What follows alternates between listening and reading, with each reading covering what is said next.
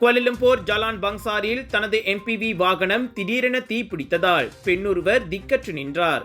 எனினும் நேற்று காலை நிகழ்ந்த அச்சம்பவத்தில் கிராப் மோட்டார் சைக்கிளோட்டி ஓடோடி வந்து அவருக்கு உதவிக்கரம் நீட்டினார்.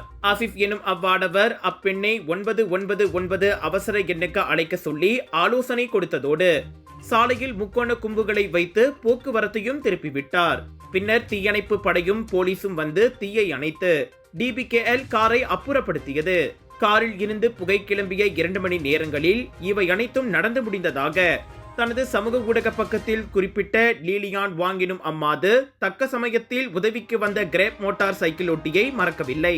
ஆசிஃபுடன் எடுத்துக்கொண்ட செல்ஃபி புகைப்படத்தை பகிர்ந்து அவருக்கு லீலியான் நன்றி தெரிவித்தார்.